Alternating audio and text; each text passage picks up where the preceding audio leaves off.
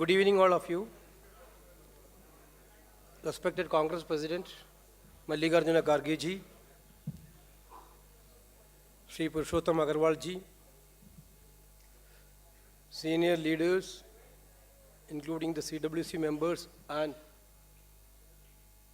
other party senior Neda like D. Raja ji, MPs, esteemed guests, and members of the media. Today we all are gathered here to commemorate 133rd birth anniversary of Pandit Jawaharlal Nehru ji. I welcome all of you on this August function. I would like to welcome specially Honorable Congress President Mallikarjuna Kharge ji to this function. I welcome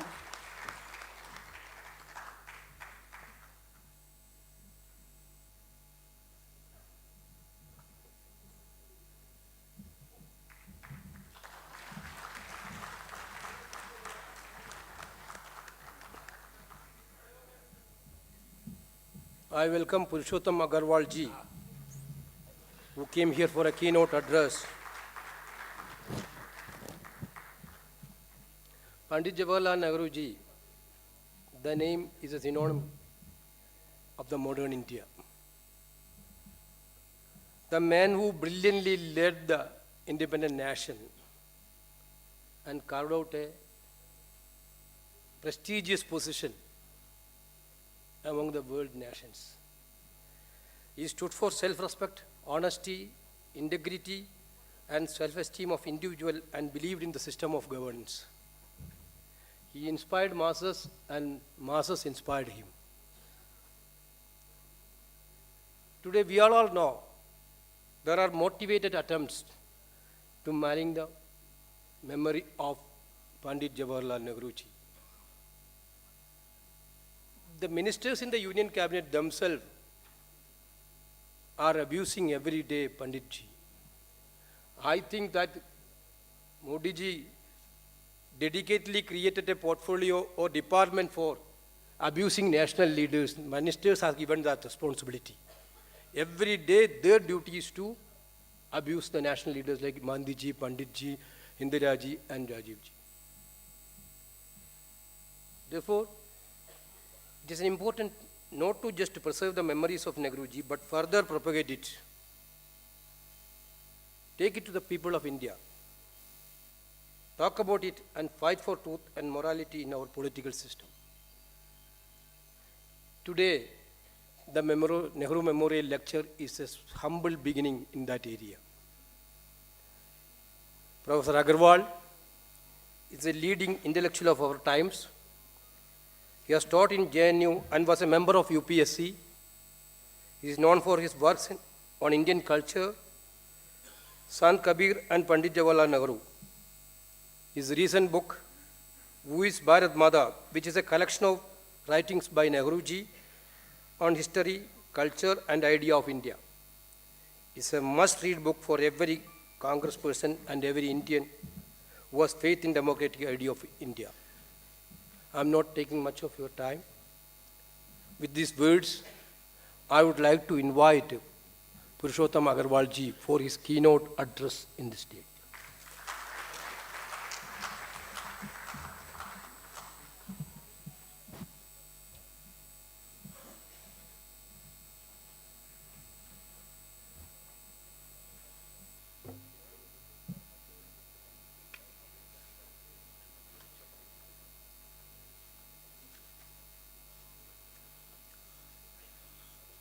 माननीय खड़गे जी, कांग्रेस अध्यक्ष वेणुगोपाल जी, सदन में उपस्थित वरिष्ठ राजनेता, गणमान्य नागरिक, दोस्तों, खास करके नौजवान दोस्तों, अरे thank you sir, thank you.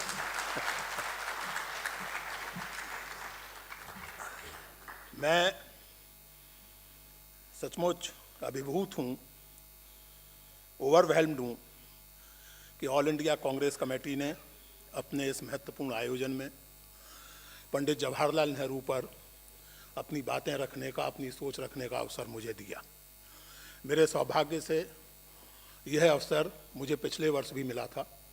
पिछले वर्ष भी इसी दिन इसी हॉल में मैंने नेहरू पर व्याख्यान दिया था, लेकिन वो आयोजन एआईसीसी का नहीं था। आयोजन कांग्रेस जनों का ही था, लेकिन एआईसीसी का नहीं था। इसलिए आज का आयोजन एक अतिरिक्त महत्व रखता है और मैं आभारी हूँ एआईसीसी का और आयोजकों का कि मुझे ये अवसर दिया गया। पिछले साल की याद करते हुए मुझे ये भी ध्यान आया, मैं आज सुबह से देख रहा हूँ, आप जानते हैं कि मैं सोशल मीडिया पर हूँ और सोशल मीडिया पर होने के नतीजे भी कई बार झेलने पड़ते हैं, आजकल भी झेल रहा हूँ। ट्रोलिंग आप जानते हैं। तो मुझे एक बहुत दिलचस्प चीज़ मैंने नोट की इस बार कि हर साल आप जानते हैं कि कुछ लोग 14 नवंबर को एक अभियान के तहत नेहरू जी के प्रति घृणा, तिरस्कार, गालियाँ, इसका एक पूरा सिलसिला चलाते हैं, हर साल चलाते हैं। अजीब अजीब तरह के ट्रेंड्स करते हैं, अजीब अजीब तरह के ट्वीट्स करते हैं। मुझे बहुत रोचक लगा कि इस बार इस तरह की हरकतों की मात्रा पिछले साल की तुलना में बहुत कम थी और मुझे लगता है व्यक्तिगत रूप से कि इसका काफ़ी हद तक श्रेय कांग्रेस की नई मीडिया टीम, उसकी राजनीतिक समझ और उसकी आक्रामकता को जाता है। मैं बधाई देता हूं कांग्रेस की नई मीडिया टीम को, जिसकी एक सदस्य सुप्रिया जी यहाँ मौजूद हैं। मैं उनको और उनके तमाम साथियों को बधाई देता हूं, क्योंकि जैसा भी माननीय खड़गे जी कह रहे थे कि हमारे विचार में कितनी भी दम हो, लेकिन अगर विचार का प्रचार नहीं होगा तो आप अपने मन में अच्छे विचार को लिए बैठे रहिए, प्रसन्न होते रहिए, विचार पड़ा रहेगा और कुछ नहीं होगा। बहुत सारे लोग सदिच्छा में ये कहते हैं कि साहब झूठ के पाँव नहीं होते, झूठ कब तक चलेगा। मेरा निवेदन ये है कि झूठ के पाँव होते हों या ना होते हों, पंख जरूर होते हैं।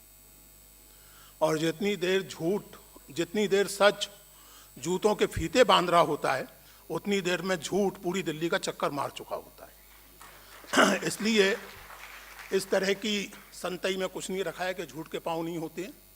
आपको तथ्यों के साथ, तर्कों के साथ अपनी बात रखनी ही होगी। मैंने स्वयं आज के लिए विषय तय किया, नेहरू इन 21st सेंचुरी, क्योंकि बहुत से लोगों को लगता है, बहुत से नेक दिल और सदिच्छापूर्ण लोगों को भी लगता है कि नेहरू जी का कंट्रीब्यूशन बेहद महत्वपूर्ण है, बहुत महान है, लेकिन after all he belongs to past now.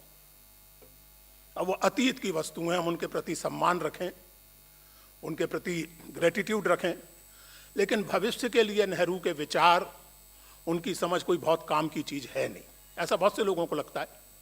बहुत से लोग साफ साफ तौर से लिखते हैं, विद्वान लोग, कि नेहरूवियन एज में जा थिंग ऑफ पास्ट नाउ। इसीलिए मैंने सोचा कि हम आज इस पर थोड़ा विचार करें कि नेहरू 21वीं सदी के लिए, हमारे वर्तमान के लिए, हमारे भविष्य के लिए कितने प्रासंगिक हैं या नहीं हैं और उनसे हम क्या सीख सकते हैं।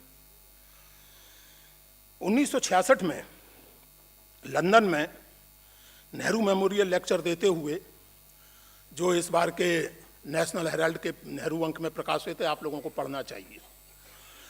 तो वो लेक्चर देते हुए पीएन अक्सर ने कहा था कि हमारा समय एक्सप्लोजन ऑफ कॉन्शसनेस का समय है।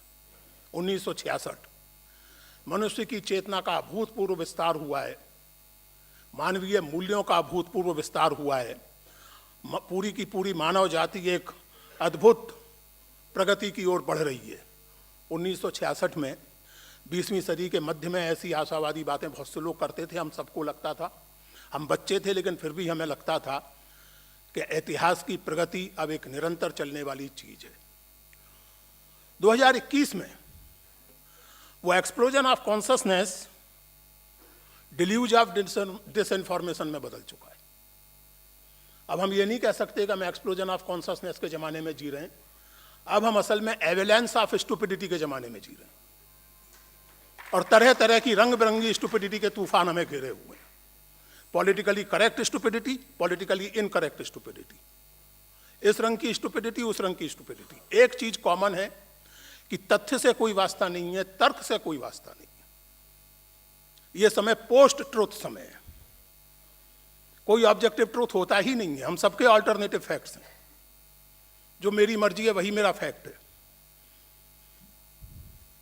तो ऐसी स्थिति में डायलॉग की भी कोई गुंजाइश नहीं है, क्योंकि डायलॉग के लिए कुछ कॉमन ग्राउंड चाहिए ना।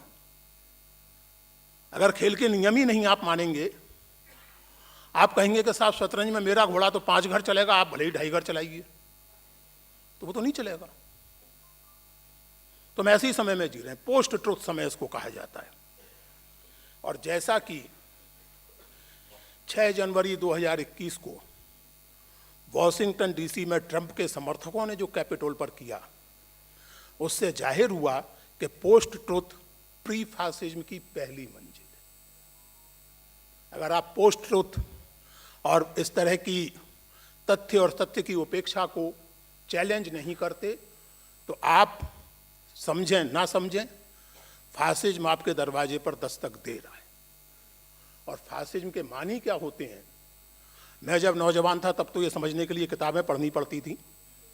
आजकल सौभाग्य से ऑनलाइन बहुत कुछ उपलब्ध है, कूड़ा भी उपलब्ध है, अच्छी चीज़ें भी उपलब्ध हैं। तो सूप की तरह व्यवहार करना चाहिए, जैसे कबीर कह गए हैं कि सार सार को गहरे थोथा दे उड़ाए। तो ऑनलाइन जो कूड़ा है उसकी जगह कुछ चीज़ें देखिए, फिल्में देखिए, डॉक्यूमेंट्स देखिए, तो आपको मालूम पड़ेगा कि हिटलर शाही और फासिज्म का असली मानी क्या होता है। और जब वो किसी समाज में आता है तो शुरू उससे होता है जिससे आपको नफरत करवा दी गई है, लेकिन वो कब खुद आपके घर आ जाए इसका पता नहीं लगता।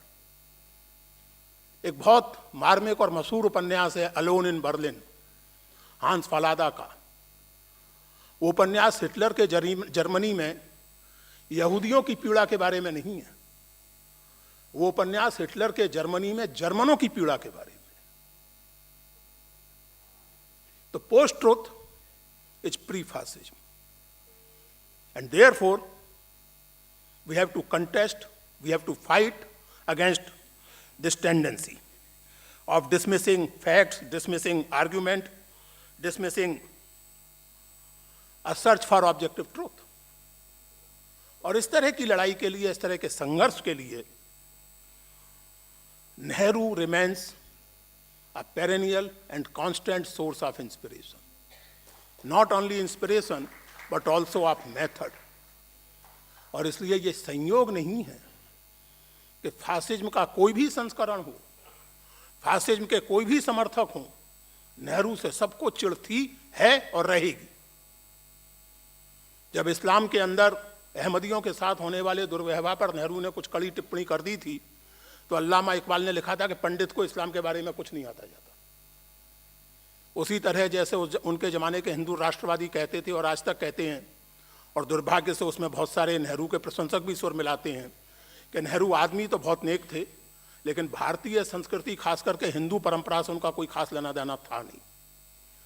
जिस किताब की चर्चा अभी आदरणीय वेणुगोपाल जी ने की, वो किताब इसी तरह के प्रचार से परेशान होकर तैयार की गई किताब है।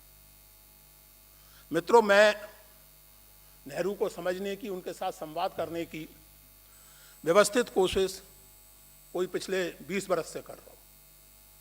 2002 या 2003 में मैंने नेहरू को सिस्टमेटिकली पढ़ना, उनके बारे में सोचना, उनके बारे में लिखना शुरू किया। और 2016 में ऐसी कुछ चर्चा चल रही थी, हमारे मित्र रवि सिंह स्पीकिंग टाइगर वाले, उनके साथ चर्चा चल रही थी कि भाई एक अजीब माइथोलॉजी बन गई है कि नेहरू तो कुछ जानते ही नहीं थे इंडियन कल्चर के बारे में, बस थोड़ा बहुत उन्होंने अपने चला लिया था, हिंदी विंदी बोलना किसी तरह सीख गए थे, बाकी तो वो पूरे साहब थे, जेंटलमैन, अंग्रेज थे। एक निहायत बेहुदा वाक्य नेहरू पर चस्पा कर दिया गया था, जिसको क्षमा करेंगे कि कुछ वर्ष पहले तक कांग्रेसियों ने भी चैलेंज नहीं किया था। और वो वाक्य था निहायत बेहुदा वाक्य, और नेहरू ने कहीं ऐसा कुछ नहीं कहा है कि मैं जन्म में by culture I am a Muslim, bye education I am a British man, and I am a Hindu merely by accident. वैसे तो हम जो कुछ होते हैं सब एक्सीडेंट से ही होते हैं, लेकिन इस वाक्य में जो अवहेलना निहित है, वैसी अवहेलना नेहरू के मन में किसी धार्मिक परंपरा के बारे में नहीं थी, ना हिंदू के बारे में, ना इस्लामी के बारे में, ना ईसाइयत के बारे में। लेकिन ये वाक्य चलता रहा।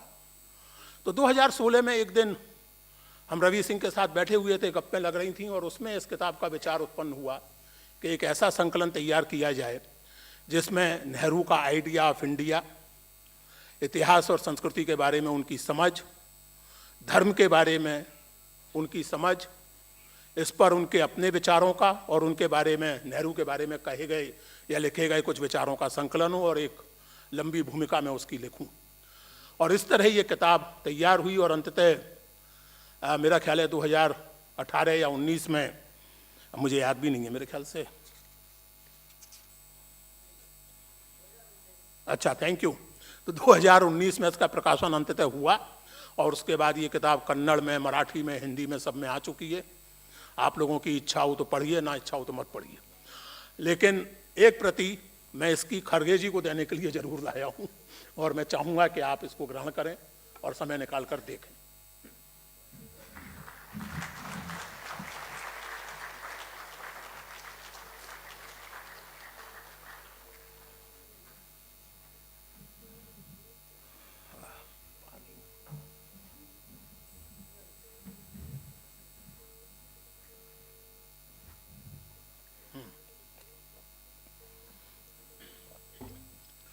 इक्कीसवीं सदी में नेहरू के बारे में सोचते समय हमें एक सलाह याद रखनी चाहिए जो विनोबा भावे ने गांधी जी के प्रसंग में दी थी।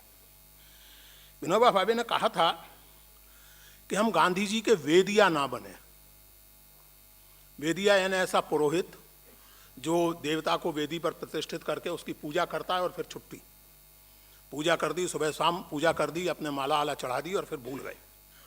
तो विनोबा ने कहा कि हम गांधी के वेदिया ना बने, हम गांधी को ब्लाइंडली फॉलो ना करें, बल्कि कुछ इस तरह चलें कि गांधी जी ने एक विचार दिया, देखें वो हमारे समय में किस तरह उसको विकसित किया जा सकता है या नहीं किया जा सकता है। मैं निवेदन करूंगा कि ठीक यही रवैया हमें नेहरू के प्रति अपनाना चाहिए और इससे ज़्यादा महत्वपूर्ण बात ये कि नेहरू ने गांधी जी के प्रति ठीक यही रवैया अपनाया। नेहरू गांधी जी के वेदिया नहीं बने। नेहरू ने गांधी के एथिकल विजन को समझा, उसके मर्म को समझा और उसे अपने ढंग से पॉलिटिकल और इकोनॉमिक पॉलिसीज के जरिए, सोशल पॉलिसीज के जरिए लागू करने की कोशिश की। उस कोशिश में कुछ चूकें रही होंगी, कुछ चूकें समय की थीं, कुछ उनकी अपनी रही होंगी। मिसाल के तौर पर औद्योगिकरण के सिलसिले में एनवायरनमेंट की चिंता उस समय नहीं की जाती थी ज़्यादा। इसका मतलब ये नहीं है कि आप आज औद्योगिकरण को रद्द कर दें या औद्योगिकरण की चिंता करते समय आप भी पर्यावरण की चिंता ना करें। ये सही तरीका नहीं होगा किसी से भी सीखने का। तो नेहरू ने गांधी जी के साथ वेदिया जैसा व्यवहार नहीं किया, बल्कि उनके विचारों को एक क्रिएटिव ढंग से इवॉल्व करने की कोशिश की। और इसी तरीके से, इसी अप्रोच से हमें नेहरू को एसेस करना चाहिए कि नेहरू का केवल हिस्टोरिकल सिग्निफिकेंस है या वो हमारे वर्तमान और भविष्य के लिए भी एक इम्पॉर्टेंट पॉइंटर देते हैं, एक ओरिएंटेशन देते हैं। नेहरू के बारे में बात करने से पहले इस बात को रेखांकित करना मैं जरूरी समझता हूं कि भारतीय स्वाधीनता संग्राम केवल पॉलिटिकल इंडिपेंडेंस का आंदोलन नहीं था, वो सोशल रिफॉर्म और कल्चरल रीजेनरेशन का भी आंदोलन था। उसमें नेशनलिज्म था, जिंगोइज्म नहीं था। उसमें अपनी उपलब्धियों पर गर्व था तो अपनी कमजोरियों पर पर्दा डालने की कोशिश नहीं थी। उसमें भारतीय समाज और परंपरा का निंदा करने का भाव नहीं था, लेकिन उसका ब्लाइंड ग्लोरिफिकेशन करने की भी जरूरत कॉन्फिडेंट लोग नहीं महसूस करते। जिन्हें अपने आप पर विश्वास होता है वो फालतू की हवाबाजी नहीं करते, जुमलेबाजी नहीं करते, वो तथ्यपरक बात करते हैं और अगर कोई कमी है तो मान लेते हैं। अब अगर मैं आपसे ये कहूं कि साहब मैं तो ऋतिक रोशन की तरह हैंडसम हूं, तो आप या तो हंसेंगे या मेरे ऊपर करुणा करेंगे कि अरे पागल है, दिमाग इसका ठीक नहीं है, यही करेंगे ना आप। तो वास्तविकता को फेस करना चाहिए, सीखना चाहिए मनुष्य को भी और समाज को भी। तो हमारे स्वाधीनता आंदोलन की सबसे बड़ी विशेषता ये थी। और इसी के साथ चूंकि वो स्वाधीनता आंदोलन अपने अंतर्राष्ट्रीय पहलुओं के प्रति बहुत सचेत था और सजग था, इसलिए the Indian freedom movement was also the beginning of the end of colonialism itself.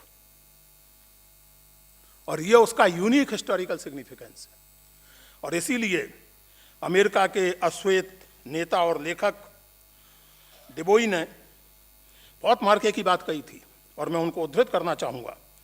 उन्होंने कहा कि भारतीय स्वाधीनता का महत्व ब्रिटेन में लोकतंत्र की स्थापना से अधिक है, यूनाइटेड स्टेट्स में दासता की समाप्ति होने से अधिक है और सोवियत क्रांति से अधिक है। आधुनिक इतिहास की, डिबोई के अनुसार आधुनिक इतिहास की सबसे महत्वपूर्ण तिथि है 15 अगस्त 1947, भारतीय स्वाधीनता की तिथि। अब इसे विडंबना ही कहा जा सकता है या भगवान का प्रकोप कहा जा सकता है कि अपने देश में ऐसी तिथि को लेकर के आजकल लोग तरह तरह की रंग बिरंगी बातें करते हैं और उसको लेकर के उन्हें ना कोई संकोच होता है ना लाज होती है, खैर उनकी वो जाने। लेकिन ये सही है कि भारतीय स्वाधीनता आंदोलन यूनिवर्सल ह्यूमन वैल्यूज को एक पॉपुलर पॉलिटिक्स में गूंथने की कोशिश थी और इसमें मैं स्वाधीनता आंदोलन की सभी प्रगतिशील आवाज़ों को शामिल कर रहा हूँ, चाहे वो कांग्रेस की आवाज़ें हों, चाहे वो कांग्रेस के भगत सिंह और अंबेडकर जैसे आलोचकों और विरोधियों की आवाज़ें हों। लेकिन ये बहुत स्पष्ट था कि इनमें से किसी के लिए भी स्वाधीनता का संबंध सामाजिक संबंधों की पुनर्रचना से था। सामाजिक संबंधों की पुनर्रचना के बिना स्वाधीनता, ये उस समय का कोई समझदार व्यक्ति नहीं सोचता था, न मानता था। और इसीलिए इसी ओरिएंटेशन के कारण दादा धर्माधिकारी ने बहुत सही शब्द उस समय के इंडियन नेशनलिज्म को दिया था। उन्होंने उस समय के स्वाधीनता आंदोलन के इंडियन नेशनलिज्म को और उसकी विरासत को मानवनिष्ठ भारतीयता कहा था, ह्यूमन इंडियन नेशनलिज्म। क्योंकि नेशनलिज्म तरह तरह के हो सकते हैं। एक नेशनलिज्म हिटलर का था जिसने न केवल यूरोप को बल्कि जर्मनी को भी एक विनाश के कगार पर धकेल दिया, और एक नेशनलिज्म भारत जैसे देश का था जो बेसिकली एंटी कॉलोनियल होने के साथ साथ समाज के और संस्कृति के पुनर्गठन का आंदोलन था, और इसलिए वो यूनिवर्सल ह्यूमन वैल्यूज से कटकर रह ही नहीं सकता था। आप 1931 के कांग्रेस के कराची प्रस्ताव को याद करें, सोशल और इकोनॉमिक रेजोल्यूशन। आपके संविधान की, भारतीय संविधान की पूर्व गूंज आपको उस प्रस्ताव में सुनाई पड़ जाएगी। और वो प्रस्ताव नेहरू और सुभाष बोस ने मिलकर तैयार किया था। उस प्रस्ताव को अधिवेशन में गांधी जी ने प्रस्तुत किया था और अधिवेशन की अध्यक्षता सरदार पटेल कर रहे थे। ये जानबूझ करके इसलिए रेखांकित कर रहा हूं कि आजकल बहुत सारे लोग इन नेताओं के मतभेदों पर अपने ओछेपन को आरोपित करते हैं। सोचने समझने वाले लोगों में मतभेद होते ही हैं, लेकिन वो मतभेद ओछे लोगों के मतभेदों से अलग तरह के होते हैं। तो ये क्या प्रस्ताव था?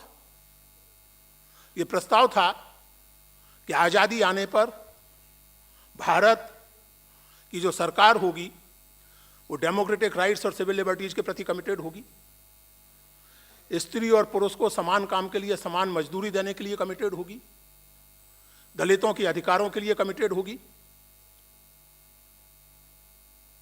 औद्योगिकरण के जरिए गरीबी दूर की जाएगी, और state will be neutral to each and every religion. This was 1931 Karachi. इसीलिए मैंने कहा कि दादा धर्माधिकारी ने बहुत सही शब्द दिया भारतीय राष्ट्रवाद को, मानवनिष्ठ भारतीयता, nationalism rooted in universal human values, not nationalism rooted in jingoism and rejection of universality of human values. जैसा कि विनोबा ने संकेत किया था गांधी के संदर्भ में, मैंने जैसे आपसे कहा कि नेहरू ने गांधी जी के साथ उसी तरह का रिश्ता बनाया, और वो ये मानने को तैयार नहीं होते थे कि कोई अलग से नेहरू लाइन दी गई है। आर के करंजिया को एक बहुत लेंथी इंटरव्यू उन्होंने दिया था 1960 में, जो लंदन से छपा है, the mind of mister Nehru के नाम से। उसमें करण जी बार बार ये अंडरलाइन करते हैं कि आपने कुछ अलग सोचा है, नेहरू लाइन, नेहरू पॉलिसी, नेहरू वियनिज्म।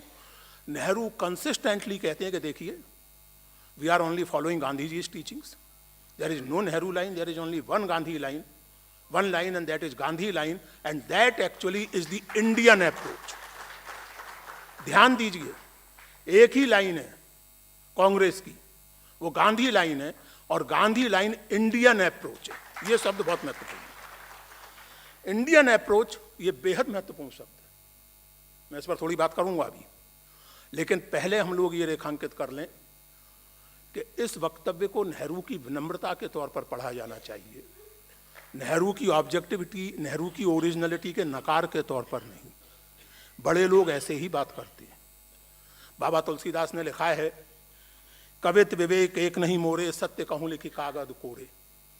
अब कोई महानुभाव अगर इसको शब्द से ले लें और मान लें कि क्या करना है तुलसीदास को पढ़ के, तो खुद ही कह रहे हैं कि मुझे कविता लिखना नहीं आता, तो इससे तुलसीदास का कवित विवेक नहीं स्पष्ट होता, इन महानुभावों की महानता प्रकट होती है।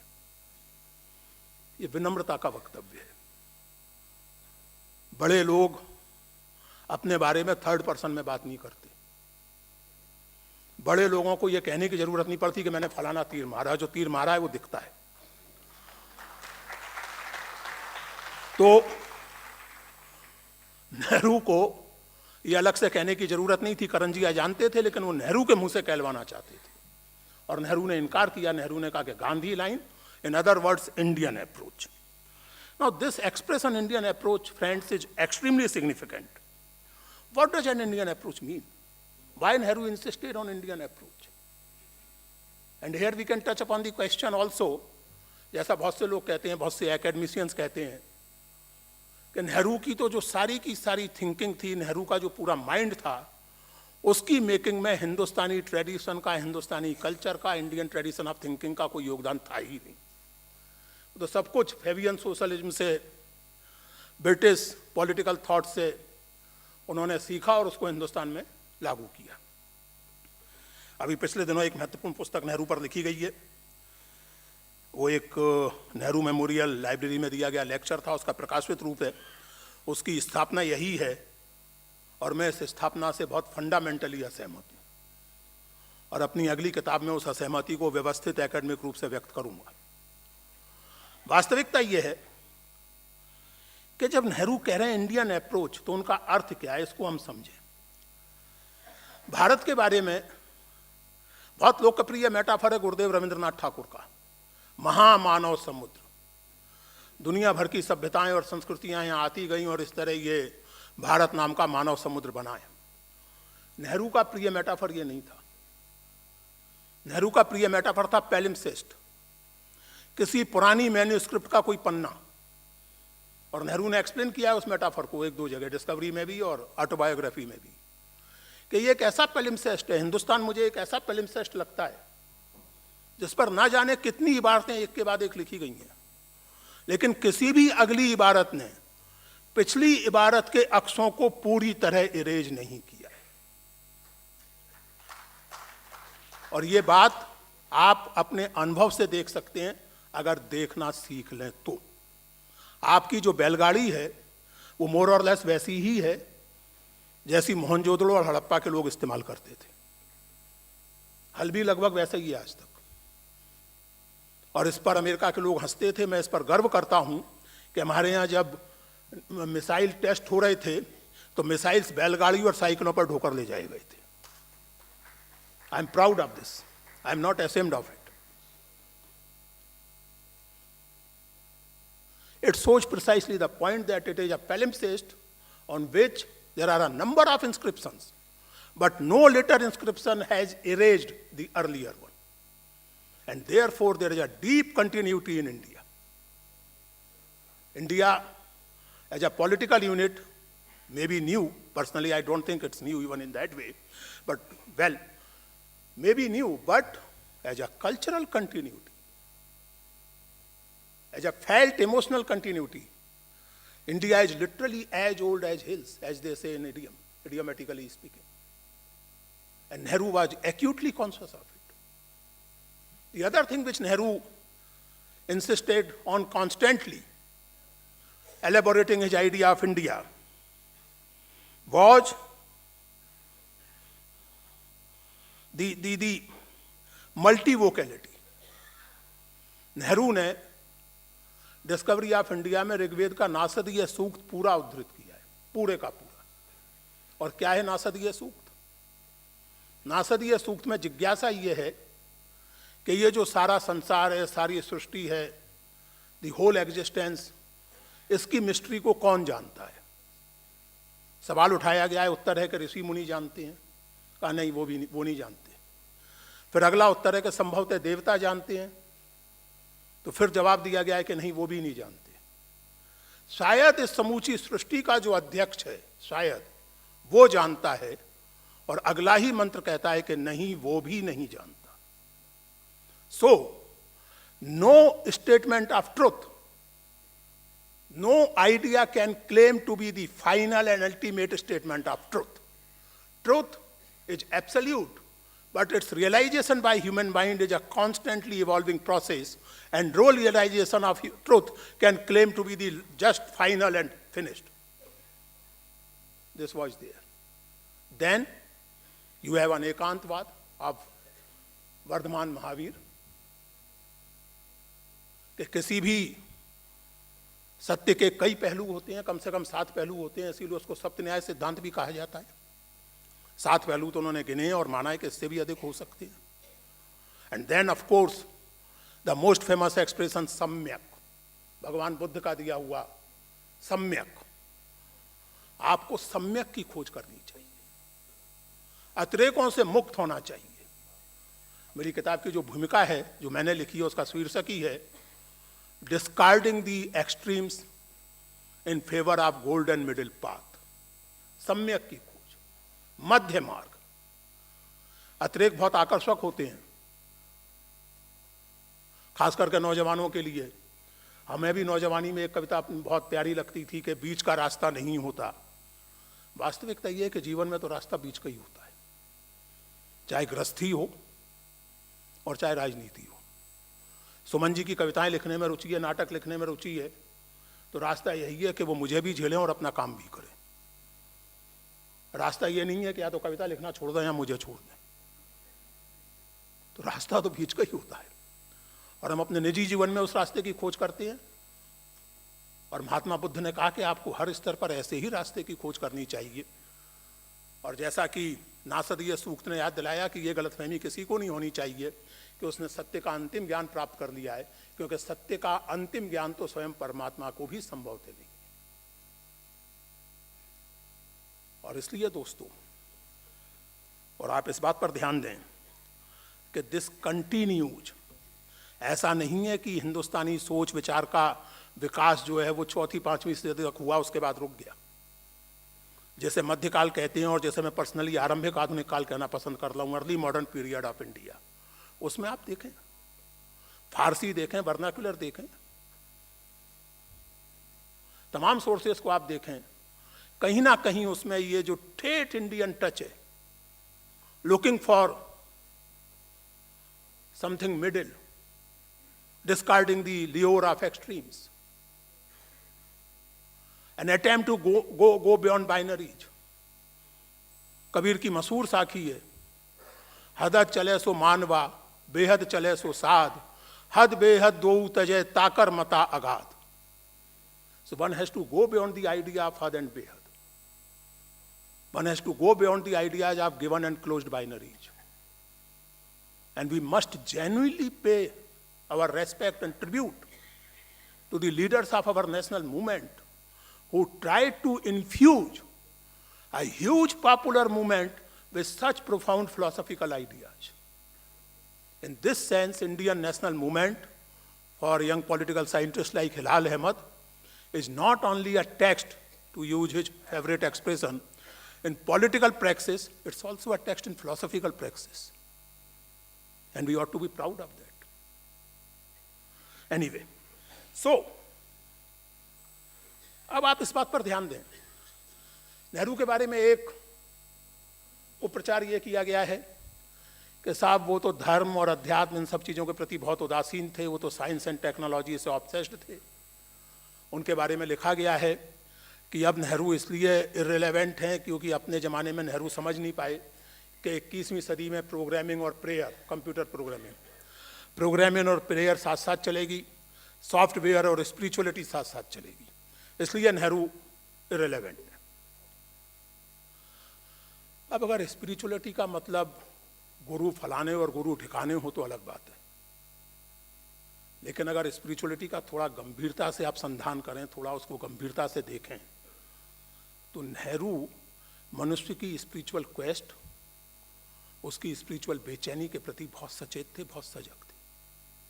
उसी बातचीत में जिसका मैंने हवाला दिया करंजिया के साथ 1960 में, Nehru was realising, he was almost making a prophecy that the technological civilization is creating a spiritual emptiness in human mind, and we have to think about it, we have to do something about it. A spiritual emptiness being caused by technological civilization. This is Jawaharlal Nehru, supposedly indifferent to spirituality or such things, in 1960, talking to Karanjia. The point, however, is कि मनुष्य की spiritual quest को address करने के लिए Nehru professional spiritual गुरुओं से ज्यादा क्रिएटिविटी पर भरोसा करते थे, और इसमें वो अकेले नहीं थे। हमारा सारा भक्ति आंदोलन वो बुनियादी तौर से यही रेखांकन है कि स्पिरिचुअल क्वेस्ट को कविता के जरिए संतुष्ट करना कहीं बेहतर है, क्रिएटिविटी के जरिए संतुष्ट करना कहीं बेहतर है। आपने अगर कभी, मुझे सौभाग्य मिला है सुब्बू लक्ष्मी को सुनने का और ऐसे दूसरे क्लासिकल सिंगर्स को सुनने का, अगर आपने कभी उन्हें सुना हो तो ये इर्रेलेवेंट है कि वो आस्तिक हैं या नास्तिक हैं, उनका गाना अपने आप में आपको एक स्पिरिचुअल एक्सपीरियंस देने वाली चीज़ है। कोई ज़रूरत नहीं है उसके लिए फलां गुरु ढिकां गुरु की शरण में जाने की, आपको जाना चाहिए, आपकी मर्जी है, मुझे नहीं ज़रूरत महसूस होती, मैं अपनी बात कर रहा हूँ, नेहरू को भी नहीं होती। लेकिन Nehru was very clear about it, और इसीलिए आप देखेंगे कि नेहरूवियन पॉलिसी में जो अर्जेंसी आईआईटीज और आईआईएम को स्थापित करने में थी, वैसी ही अर्जेंसी साहित्य Akademi, Sangeet Natak Akademi, national school of drama, film institute, children film society, यानी वो सारे माध्यम, वो सारे क्रिएटिव आउटलेट्स जो 20वीं सदी के मध्य तक हम जानते थे, मनुष्य जानता था, वो अधिक से अधिक बेहतरीन ढंग से और उच्च स्तर पर जनता के बीच पहुंचे। ये नेहरू सरकार की प्राथमिकताओं में से एक थी, क्योंकि नेहरू जानते थे कि टेक्नोलॉजिकल सिविलाइजेशन जो स्पिरिचुअल एम्प्टीनेस क्रिएट करती है, उसकी चिंता करना भी स्टेट का काम है।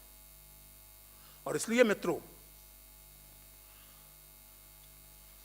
इसी के साथ ये भी ध्यान रखें, ये याद करना जरूरी है यहाँ, नेहरू ने आत्मकथा में भी और डिस्कवरी ऑफ इंडिया में, आत्मकथा में थोड़ी हड़बड़ी में और थोड़े ज़्यादा जोशीले ढंग से, डिस्कवरी ऑफ इंडिया में थोड़े ठहरे हुए ढंग से, थोड़े धीरज के साथ धर्म की समस्या पर विचार किया है। और उन्होंने लिखा है कि संगठित धर्म के प्रति मेरे मन में कोई आकर्षण नहीं है, बल्कि आलोचना का ही भाव ज्यादा है। लेकिन साथ ही उन्होंने ये भी लिखा है कि धर्म की ऐतिहासिक भूमिका के दोनों पहलुओं को समझने की जरूरत है। धर्म के कारण अगर हिंसा हुई है, झगड़े हुए हैं, तो धर्म के कारण नैतिक विकास भी हुआ है। धर्म ने अगर अजीब अजीब तरह के कट्टरपंथी उत्पन्न किए हैं, तो धर्म ने बहुत नेक दिल इंसान भी पैदा किए हैं, चाहे वो गांधी जी और खान साहब यानी खान अब्दुल गफ्फार खान जैसे महान लोग हों, चाहे साधारण लोग। तो धर्म की भूमिका को ठीक से समझने की जरूरत है। इस ऐतिहासिक तथ्य के रेखांकन के बाद नेहरू अपनी खुद की समझ बयान करते हैं और कहते हैं कि I feel at home in pantheistic atmosphere of ancient Greece और एंशिएंट इंडिया। पैंथेइज्म का मतलब होता है सारी दुनिया में ब्रह्म को या ईश्वर को देखना, कण कण में व्यापे हैं राम, ये होता है मतलब पैंथेइज्म का। पैंथेइज्म का मतलब होता है जर्रे जर्रे में तेरा नूर, अलग से देखने की जरूरत नहीं है। That is pantheism and Nehru felt at home with that. And also he said that again, which is typical humility, He says that I cannot claim to understand the intricacies of such things, but I feel attracted to the Advaita philosophy of Vedanta. जाहिर है नेहरू हमारी पीढ़ी के नेताओं जैसे नहीं थे जो ये कह दें कि शंकराचार्य के बाद अगर वेदांत कोई समझता है तो मैं ही समझता हूँ। वो ह्यूमिलिटी के साथ कहते हैं कि I do not understand much of it but I feel attracted towards it. But how much did he understand it? It becomes clear in those 4 or 5 pages which he has written about this in Discovery of India. इसलिए मित्रों, ये बहुत जरूरी है कि हम 21वीं सदी में नेहरू की बात करते समय नेहरू की मेकिंग में जो यूनिवर्सल ह्यूमन वैल्यूज और उसकी जो यूरोपियन ट्रेडिशन है, उसके साथ साथ हिंदुस्तानी ट्रेडिशन, जिसमें मैं वेद से लेकर के 15वीं 16वीं सदी तक के हिंदुस्तान को शामिल करता हूँ, जिसमें मैं बौद्ध, जैन, वैदिक, नास्तिक, चारवाक, इस्लाम, ईसाइयत सबको शामिल करता हूँ। This holistic Indian culture and tradition contributed immensely to the making of Nehru's mind. It was not merely rooted in Western philosophy and tradition. Those of you who care to read it, the entire preface written for this book argues precisely this, and with evidence. और इसलिए जहाँ तक philosophical level का सवाल है, तो इस समय दुनिया जिस तरह के एक्सट्रीमिज्म की ग्रिप में है, जिस तरह हर आदमी को, हर विचार को ये यकीन है कि अंतिम सच्चाई का ठेका तो उसी को दे दिया है परमात्मा ने, जिसमें वो एक नावल मैंने पढ़ा था कई वर्ष पहले, क्या याददाश्त बहुत गड़बड़ हो गई है, टॉम लिलो या क्या नाम था लेखक का, उसका एक वाक्य मैं कभी नहीं भूल सकता। नावल का नाम भूल गया, लेखक का नाम भूल गया, लेकिन वो वाक्य मैं कभी नहीं भूल सकता। That in 20th century world, the novel was written before 9/11. It was written in 1988 or 89. And the novel says that in 20th century world, only he is taken seriously who is ready to kill for his ideas. आपका विचार तभी महत्वपूर्ण है जब आप उसके लिए हत्या करने को तैयार हो, और हत्या तभी उत्पन्न होती है जब आप ये मानते हो कि केवल आप ही का विचार सही है, आपसे जो असहमत है वो या तो एंटी नेशनल है, या एंटी हिंदू है, या एंटी इस्लाम है, या एंटी ह्यूमन है, blah blah blah. There is no scope of dialogue. And in this context, at this philosophical level, Nehru's approach, in other words, Indian approach, remains relevant and inspiring, not only for us Indians, but for the whole world. And it's not merely at the level of philosophy that I'm talking of continuing, even reinforced relevance of Nehru. It's at the level of more mundane, practical, political level also. लेकिन ये समझना जरूरी है कि नेहरू की नीतियां इसी Indian approach से प्रभावित थी। एक्सट्रीम्स को छोड़कर के सम्यक की खोज, मध्य मार्ग की खोज, हर एक से कुछ सीखते हुए अपना कुछ क्रिएटिव ढंग से करने की खोज। मैं चूंकि एक एकेडमिक हूँ, लेखक हूँ, इसलिए मैं जानता हूँ कि पूर्ण रूप से मौलिक कोई नहीं होता सिवाय पागलों के। केवल पागल ही टोटली ओरिजिनल होते हैं। बाकी हर मौलिक विचार दूसरे विचारों के साथ संवाद में ही विकसित होता है। पागलों की बात और है, उनके विचार की महिमा अलग है, और जिनको वो पसंद है वो पसंद हो, तो मैं क्या कर सकता हूं। लेकिन ये समझने की जरूरत है कि हर विचार से आप कुछ ग्रहण कर सकते हैं। इसका ये मतलब नहीं है कि आप केवल एक बर्तन है जिसमें लाके सब कुछ पटक दिया गया और बर्तन पर कोई असर नहीं है। आप एक एक्टिव मॉरल एजेंट हैं। आप भी अपने ढंग से सोचेंगे कि मेरे लिए क्या उपयुक्त है, क्या नहीं है, मेरे अपने पैमानों पर नैतिकता और सच्चाई के पैमानों पर क्या खरा उतरता है, क्या नहीं उतरता है। व्यक्तिगत तौर पर भी आप सोचेंगे और समाज के तौर पर भी सोचेंगे। और नेहरू जैसे लोगों ने यही करने की कोशिश की, और जिसके नतीजे के तौर पर मैं केवल 2 चीज़ों को टच करूंगा। वैसे बहुत सारी बातें की जा सकती हैं, लेकिन मैंने कहा था नासिर से कि प्रोफेसर हूं तो 50 मिनट की क्लास तो होनी ही होनी है, और वो ऑलरेडी 50 मिनट से ऊपर हो चुके हैं, तो मैं समाप्त करना चाहता हूं। और प्रोफेसरों की मजबूरी होती है, क्या कर सकते हैं।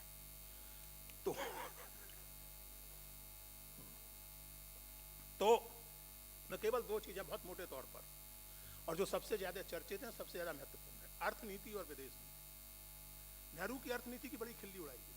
हमने भी बचपन में अपने के साथ देखिए, नेहरू की अर्थनीति का हाल ये है कि वो दावा तो करते थे कि वो कैपिटलिज्म और सोशलिज्म दोनों के गुण ग्रहण करेंगे, लेकिन हुआ कुछ उस तरह का जैसा वो मशहूर चुटकुला है, आप सब लोगों ने सुना होगा कि जॉर्ज बर्नार्ड शॉ की प्रतिभा से प्रभावित होकर एक परम सुंदरी महिला ने उनसे कहा कि जॉर्ज, हमें विवाह कर लेना चाहिए। तो जॉर्ज ने कहा क्यों? बोले सोचिए कि आप जब बच्चे होंगे हमारे, तो उन्हें आपकी प्रतिभा और मेरा सौंदर्य मिलेगा, कैसे अद्भुत बच्चे होंगे। जॉर्ज ने कहा बहुत बढ़िया आइडिया है, लेकिन खुदा ना करेगा और उल्टा हो गया तो, यानी आपकी प्रतिभा और मेरा सौंदर्य मिल गया तो क्या होगा। तो ये चुटकुला मिक्स्ड इकोनॉमी के खिलाफ खूब सुनाया जाता था, आज तक सुनाया जाता है। हम जरा वास्तविकता पर विचार करें। मैंने जैसा कहा कि बहुत विस्तार में नहीं जाऊंगा। कुछ लोगों ने कहा है, लिखा है कि Nehru government subsidized unproductivity, regulated incompetence and distributed poverty, and it was called socialism. Somebody has written this. I find this statement quite amusing. इसके खंडन के तौर पर मैं 50 बातें कह सकता हूं, लेकिन केवल एक बात कहूंगा, और वो बात उम्मीद है कि उस तरह की साबित होगी कि हाथी के पांव में सबका पांव। जब हिंदुस्तान आजाद हुआ तो एवरेज लाइफ एक्सपेक्टेंसी 31 बरस थी, 31 ईयर्स एवरेज लाइफ एक्सपेक्टेंसी।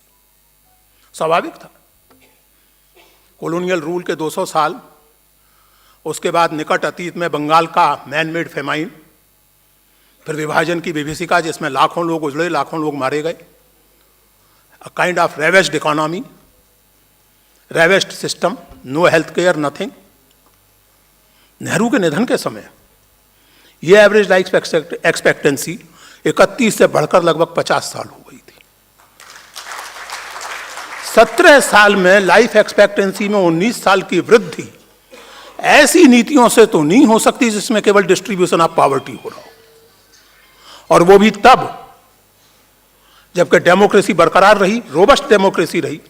लोग प्रधानमंत्री की आलोचना करते रहे और प्रधानमंत्री ये नहीं कहने लगे कि मुझे गालियां खानी पड़ रही हैं।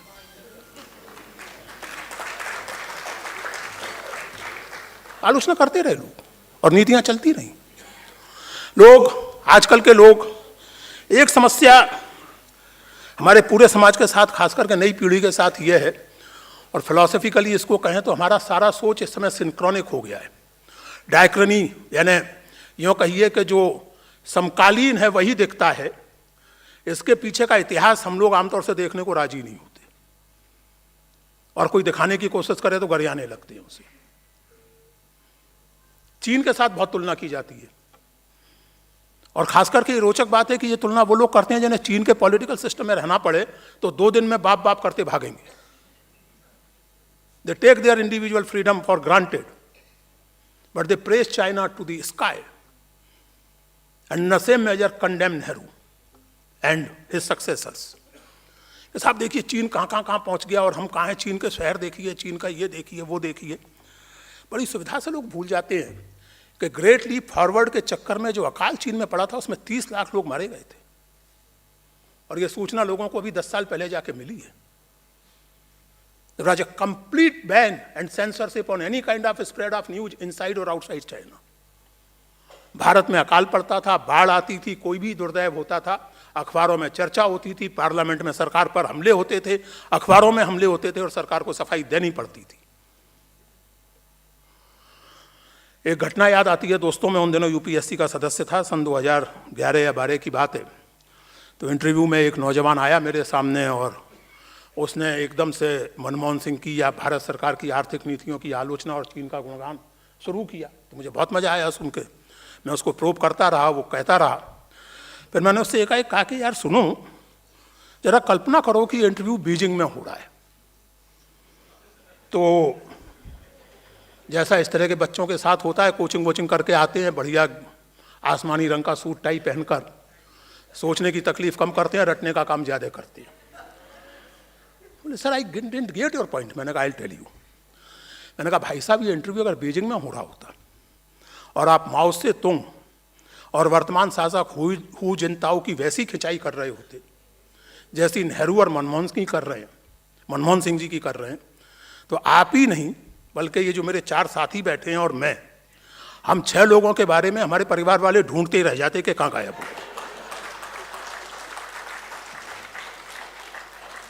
मैंने कहा डू यू रियलाइज? मैंने कहा you are condemning democracy, you are abusing democracy in civil service interview because you are confident and you are rightly confident that your views about democracy or your views about Nehru or your views about present government are not going to affect your prospects in a negative way. You are confident of that, and that is why you are talking like that. And you are rightly confident about it. We are not going to hold this against you. But please think about it. You take democracy for granted. और फिर मतलब आपको लगता है कि democracy too much हो गई है। वो मिडिल क्लास के लिए डेमोक्रेसी टू मच तभी होती है जब डोमेस्टिक हेल्प राइट्स की बात करने लगे, वरना तो डेमोक्रेसी बहुत अच्छी चीज़ है। लेकिन डोमेस्टिक हेल्प कहने लगे कि सर जी मुझे भी इतवार की छुट्टी चाहिए, तो डेमोक्रेसी इज टू मच। जब ड्राइवर कहने लगे कि साहब 10 घंटे की ड्यूटी के बाद बुलाओगे तो ओवर टाइम लूंगा, तो then democracy is too much. Because democracy is my privilege, it's not everybody's right. Unfortunately और fortunately that is not the case. अभी जब किसान आंदोलन हुआ, मैं समकालीन राजनीति पर कोई टिप्पणी नहीं करना चाहता, लेकिन एक बड़े पदाधिकारी ने कहा था कि हिंदुस्तान में सही economic decisions to much democracy की वजह से संभव नहीं होते।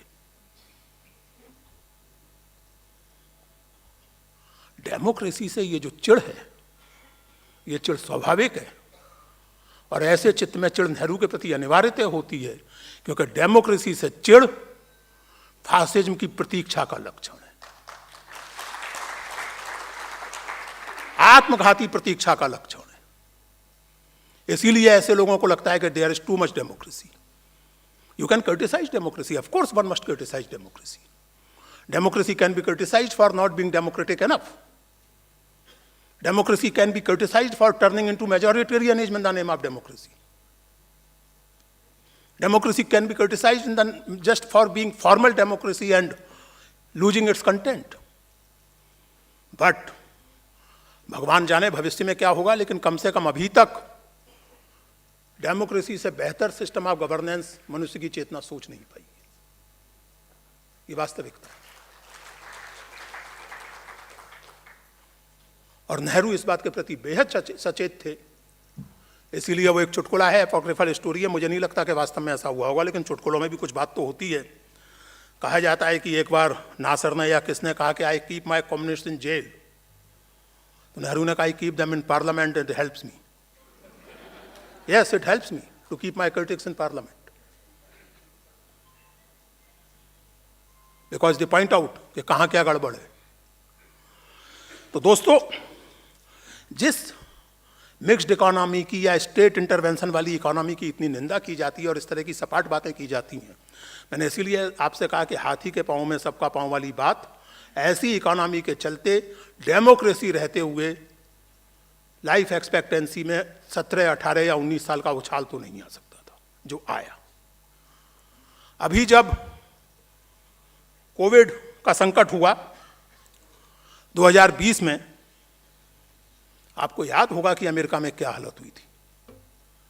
न्यूयॉर्क में लोग मरे थे, और न्यूयॉर्क टाइम्स ने अपने एक अंक में लाखों अमेरिकियों की लिस्ट छापी थी, केवल उनके नाम छापे थे और कुछ नहीं था उस अंक में। वो अंक संभवतः 10 अप्रैल 2020 का अंक था। मैं उस समय अमेरिका में ही था संयोग से। न्यूयॉर्क में लोग मर रहे थे। क्यों? इसलिए नहीं कि बीमारी पर से लाइलाज थी, बल्कि इसलिए कि अस्पतालों में बिस्तर नहीं थे, बल्कि इसलिए कि ऑक्सीजन टैंक्स नहीं थे।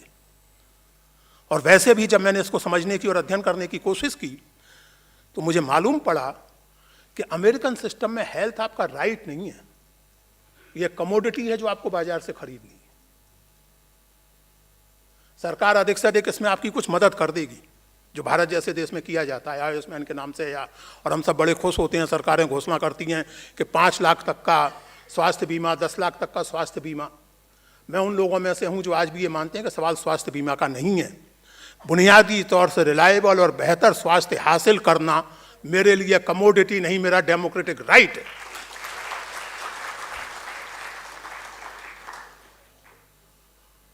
– 2017 में एलिजाबेथ रोजेंथल नामक विदुषी ने एक पुस्तक लिखी है, an American sickness, and it's about the nexus between insurance industry in USA and health industry in USA. और उसमें उन्होंने उदाहरण देकर बताया, इंस्टांसेस कोट किए हैं कि आपको बीमारी है तो अस्पताल आपका बिल आपको नहीं देगा, वो आपकी इंश्योरेंस कंपनी को देगा, क्योंकि इंश्योरेंस कंपनी के साथ उसका कैसा तालमेल है इस पर निर्भर करेगा कि इंश्योरेंस कंपनी आपसे इलाज के 5 रुपए चार्ज करेगी या 50 रुपए। और एक ही बीमारी के लिए एक इंश्योरेंस कंपनी आपसे 5 रुपए चार्ज कर सकती है, दूसरी उसके लिए 50 रुपए चार्ज कर सकती है, क्योंकि यू आर जस्ट इंसिडेंटल। खेल तो इंश्योरेंस कंपनी और हेल्थ कंपनी के बीच में है। Therefore, she rightly titled her book, her study of this system, as American Sickness. And the limits of this American sickness came out painfully during the COVID. और तब हम लोग बात करते हैं कि वो अर्थनीति जिसमें हेल्थ और एजुकेशन, आजकल कुछ फ्रेजेज बड़े बड़े पॉपुलर हैं खास करके मिडिल क्लास के बीच में, जैसे एक फ्रेज है टैक्स पेयर्स मनी। साहब, टैक्स पेयर मनी ऐसे क्यों खर्च होता है? जैसे कि टैक्स केवल इनकम टैक्स होता हो, जैसे टैक्स केवल वही देते हैं जो अच्छी कमाई करते हैं। टैक्स वो भी देता है जो 50 पैसे की चाय पीता है दिन भर की मेहनत के बाद। It's not only the middle class income tax paying class which is tax payer, so he is also a stakeholder. That poor man, that poor woman is also a stakeholder in the system. एक phrase है बहुत, government has no business to be in the business. मैंने ये phrase पहली बार स्वर्गीय श्री अरुण जेटली के मुंह से एक टीवी डिबेट में सुना था और मुझे बहुत आनंद आया था सुनकर। मैंने कहा मैं आपसे पूरी तरह सहमत हूं, केवल एक निवेदन है। बोले कहिए। तो जो मैंने वहां कहा वही मैं यहां दोहराता हूं। मैंने कहा I agree, government has no business to be in the business, but government has every business to be in the business of health and education. And Nehruvian economy was motivated by this realization that there are certain activities which just cannot be left to the private sector. There has to be a state presence, there has to be a state intervention in certain activities of economy. बहुत बात की जा सकती है मित्रों, लेकिन जैसा मैंने आपसे कहा कि अगर दूसरी क्लास शुरू हो गई तो फिर 50 मिनट और, इसलिए अब वो नहीं होना चाहिए। बहुत संक्षेप में फॉरेन पॉलिसी के बारे में, उसमें भी ज्ञानी लोग कहते हैं कि साहब, एक सज्जन ने लिखा है कि the smartness lies in joining the winner. India should have joined USA in 50s itself. देखिए, एक अज्ञान के बड़े सुख होते हैं। Knowledge is quite a torturous thing, you know, it's bliss to be ignorant. अभी जो सज्जन है, बड़े लोकप्रिय उपन्यास लेखक हैं, ये इन्हें ये पता ही नहीं है कि सेटो और सीएटो क्या थे, और जिन्होंने सेंटो और सीएटो के जरिए यूएस छतरी अम्ब्रेला ज्वाइन किया, उनका क्या असर हुआ। इन्हें ये भी नहीं पता है कि 50s में सोवियत संघ था और नेहरू सौभाग्य से नॉस्ट्राडामस नहीं थे कि जान लेते कि 1991 में सोवियत संघ विघटित हो जाएगा और दुनिया यूनिपोलर हो जाएगी। तीसरी और सबसे महत्वपूर्ण बात यह, जैसा कि डिस्कवरी ऑफ इंडिया के अंत में नेहरू ने लिखा है कि भारत की नियति किसी भी महाशक्ति का पुछल्ला बनने की नहीं, बल्कि दुनिया की राजनीति में अपनी एक महत्वपूर्ण भूमिका निभाने की। और इसलिए non alignment was the most creative application of the idea of सम्यक एंड मध्य वर्ग, and that is why it caught imagination of all newly independent Asian and African states, including some like Yugoslavia and Europe as well. और उसके फायदे और नुकसान की अगर बात की जाए तो केवल इतना कहना काफी है कि वाइजली एंड फॉर्चुनेटली नेहरू की आलोचना लोग कितनी भी कर लें, गरिया उन्हें कितना भी लें, फॉरेन पॉलिसी में अभी तक आप अंततः सारते नेहरू लाइन पर ही चल रहे हैं, और इसके लिए आपका धन्यवाद और परमात्मा का धन्यवाद कि आप यूक्रेन और रूस के विवाद में एक सीमा के आगे नहीं बोल रहे। थोड़ी बहुत निंदा विंदा इधर उधर की कर देते हैं, लेकिन यूएन में एब्स्टेन कर जाते हैं। इसी में समझदारी है, नॉन अलाइनमेंट के इस्तेमाल में ही समझदारी है। और वैसे भी आज से नहीं बल्कि कई सालों से ये Nehruvian understanding of world affairs का ही एक एक्सटेंशन है कि भारत दूसरी बड़ी और इमर्जिंग इकोनॉमीज के साथ मिलकर एक अलग इकोनॉमिक एक्सेस क्रिएट करने की प्रोसेस का हिस्सा है। Brazil, south Africa, Russia, China, क्योंकि यूनिपोलर वर्ल्ड किसी के हित में नहीं है। सच यह है कि स्वयं अमेरिकन नागरिक के हित में। और इसलिए मैंने जैसे आपसे कहा कि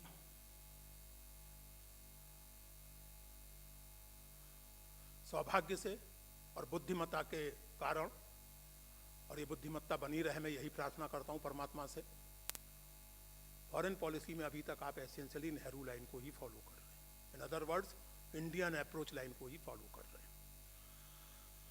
मेरे एक मित्र ने आते आते मुझे संदेश भेजा कि आपको चीन और कश्मीर को लेकर नेहरू की जो निंदा की जाती है उस पर ज़रूर कहना चाहिए। मैंने अपनी पुस्तक में बहुत विस्तार से लिखा है, और वैसे भी इस पर सौभाग्य से इस समय कांग्रेस के लोगों के अलावा भी बहुत सारे लोग जो फॉर्मली कांग्रेसी नहीं है, जैसे कि मैं कांग्रेस का सदस्य नहीं हूँ, नेहरू का प्रशंसक हूँ, कांग्रेस का सदस्य नहीं हूँ। तो ऐसे बहुत सारे लोग चीन और कश्मीर के सवाल पर जो वास्तविकता है वो जनता के सामने रखने की कोशिश कर रहे हैं। बहुत सारे मित्र हैं हमारे, आशुतोष बैठे हैं, प्रशांत टंडन बैठे हैं, मीडिया के ऐसे बहुत से लोग हैं, विनोद जी बैठे हैं, जो इस तरह का काम कर रहे हैं और ये बातें लोगों के सामने आ रही हैं। लेकिन चूंकि मुझे कहा गया, और ख़ास करके वो जो एक लेख लिखा गया पिछले दिनों माननीय कानून राज्य मंत्री द्वारा, मेरा केवल इतना निवेदन है कि जो जुलाई में भेजा गया था महाराजा हरि सिंह द्वारा, वो विलय का प्रस्ताव नहीं था, वो स्टैंड स्टिल का प्रस्ताव था। और स्टैंड स्टिल का प्रस्ताव उन्होंने भारत को भी भेजा था और पाकिस्तान को। पाकिस्तान ने उसे तुरंत स्वीकार कर लिया। भारत ने नहीं किया, और बहुत अच्छा किया कि नहीं किया। आप कल्पना कीजिए कि स्टैंड स्टिल का प्रस्ताव भारत ने स्वीकार कर लिया होता, कल्पना कीजिए जुलाई में। फिर अक्टूबर में जो हुआ तथाकथित कबायली हमला, जो वास्तव में पाकिस्तानी हमला था, वो कश्मीर पर होता, और उस समय भारत अगर हस्तक्षेप करता तो अंतर्राष्ट्रीय कानून में स्थिति ये बनती कि दो देशों के बीच का, यानी कश्मीर और पाकिस्तान के बीच का झगड़ा है, भारत बीच में हस्तक्षेप क्यों कर रहा है, भारत की लोकस स्टैंडाई क्या है। मैं आशा करता हूं कि कानून राज्य मंत्री जी को अंतर्राष्ट्रीय कानून का इतना ज्ञान तो होना चाहिए। नेहरू को ट्रोल करने के चक्कर में स्टैंड स्टिल और विलय पत्र का अंतर आप भुला दें, ये कोई अच्छी बात नहीं है।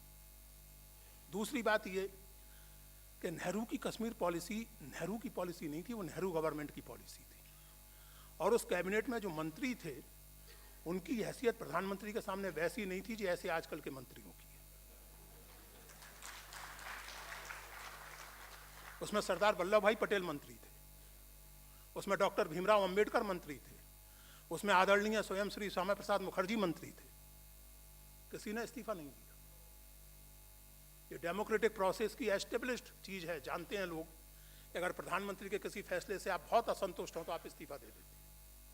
1969 में बैंकों का राष्ट्रीयकरण प्रधानमंत्री ने किया, तत्कालीन उप प्रधानमंत्री और वित्त मंत्री श्री मोरारजी देसाई ने इस्तीफा दे दिया। सन 2002 में मोरारजी देसाई के कैबिनेट से अटल बिहारी वाजपेयी के कैबिनेट से रामविलास पासवान ने इस्तीफा दे दिया। क्यों दे दिया वो आप लोग जानते हैं, मुझे बताने की जरूरत नहीं है, लेकिन दे दिया। तो मुखर्जी भी दे देते इस्तीफा अगर इतनी खराब थी वो नीति तो। श्यामा प्रसाद पटेल को और अंबेडकर को तो देने की जरूरत नहीं थी, क्योंकि उनके हिसाब से वो नीति उतनी खराब नहीं थी। बल्कि धारा 370 तो संविधान में पटेल ने पायलट की थी, नेहरू तो उस दिन देश में थे ही नहीं। और पटेल एनसीओड के इस पर ज्यादा बहस मुबाहिसा ना हो, चुपचाप पास हो जाए। धारा 35 से हरि सिंह के खुद के आग्रह पर लाई गई थी। इन चीजों की, बुनियादी चीजों की, देखिए मेरा हमेशा ये कहना है, मैं ये मानता हूं पर्सनली कि कोई आलोचना के परे नहीं है। मैं उस भक्ति परंपरा का विद्यार्थी हूं जिसमें राम के भक्त राम की और कृष्ण के भक्त कृष्ण की आलोचना करने से नहीं चूकते। हम तो भगवान की आलोचना करने से नहीं चूकते, तो नेहरू या किसी भी अन्य नेता की आलोचना करने से क्यों चूकेंगे? और नेहरू और उनके मेरे जैसे एडमायरर्स इतने कॉन्फिडेंट हैं कि आलोचना को बहुत सहज रूप से ग्रहण कर सकते हैं, जहाँ सही होगी उसे मान सकते हैं और जहाँ हमें गलत लगे हम उस पर डिबेट कर सकते हैं। लेकिन आलोचना के लिए डिस्टॉर्शंस मत कीजिए, हिस्टोरियन रहिए, डिस्टोरियन मत बनिए। आलोचना को गाली गलौज के स्तर पर मत लाइए, उससे नेहरू का कुछ नहीं बिगड़ेगा, केवल आपके संस्कार दिखेंगे। वो मशहूर किस्सा है कि गांधी जी जा रहे थे जहाज में, तो किसी ने, अंग्रेज ने उनको 150 गालियां कागजों पर लिख के दे दी और एक आलपिन लगा के। तो गांधी जी ने वो कागज ले ली और रख ली अपने खीसे में। अगले दिन उस अंग्रेज ने पूछा, did you see what I have given you? तो गांधी ने कहा, देखा और मेरे काम की जो चीज थी वो मैंने रख ली। बोले क्या रखा? बोले ये आलपिन रख ली मैंने, बाकी वो गालियां लिखा हुआ कागज फेंक दिया फाड़ के, आलपिन काम की थी रख ली। तो गालियां देने से मेरा या नेहरू का या इसका उसका किसी का कुछ नहीं बिगड़ता, गाली देने वाले का संस्कार मालूम पड़ता है। तो डिबेट जरूर करें, और डिबेट में कोई दिक्कत नहीं है, लेकिन नेहरू की नीतियों का मूल्यांकन आप इस आधार पर करें कि वो नेशनल इंटरेस्ट में थी या नहीं, उस आम आदमी, उस उत्पीड़ित जनता के हित में थी या नहीं जिसको नेहरू भारत माता कहते थे। मेरी किताब हुई भारत माता का शीर्षक डिस्कवरी ऑफ इंडिया के एक सब चैप्टर से ही लिया गया है। उसका सब चैप्टर का शीर्षक है हुई भारत माता। और नेहरू उसमें याद करते हैं कि जब भारत माता की जय का नारा लगता है कांग्रेस के जलसों में, तो मैं लोगों से पूछता हूं कि क्या है भारत माता जिसकी आप जय का नारा लगाती है? तो तरह तरह की बातें लोग करते हैं, और तब मैं उनसे कहता हूं कि हाँ, ये सारा भौगोलिक विस्तार, ये सारी नदियां, ये सारे पहाड़, ये सब भारत माता हैं, लेकिन सबसे ऊपर भारत माता हैं आप हिंदुस्तान के लोग। और भारत माता की जय का मतलब है हिंदुस्तान के सबसे उत्पीड़ित, सबसे दलित, सबसे गरीब आदमी की जय। नेहरू ने भारत माता की जय के नारे को एक डीप डेमोक्रेटिक और डायनेमिक कंटेंट दिया। कम से कम इसके लिए कम से कम मैं उनका बहुत गहरे में आभारी हूं। और मैं चाहता हूं और मैं मानता हूं कि डिबेट हो, नेहरू पर हो, सब पर हो, लेकिन उसका टच स्टोन, उसकी कसौटी ये हो कि नेहरू की नीतियां इस अर्थ में भारत माता के अनुकूल थीं या प्रतिकूल। धन्यवाद मित्रों।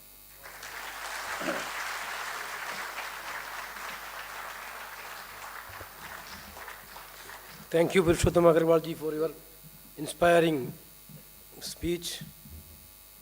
Now,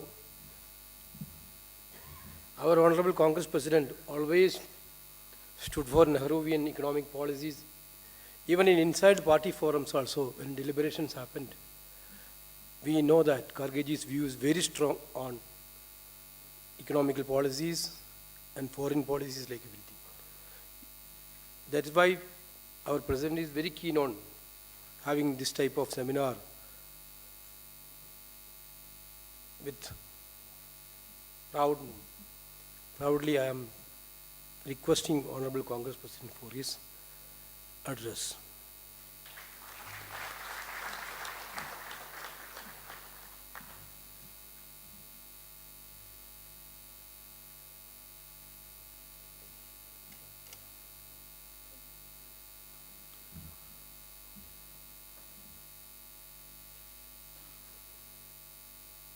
पंडित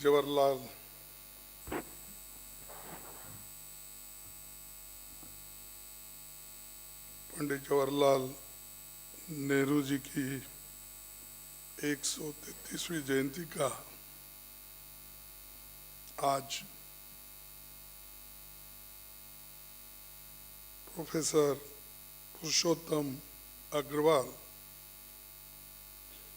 बहुत डिटेल से अपनी बात को रखें और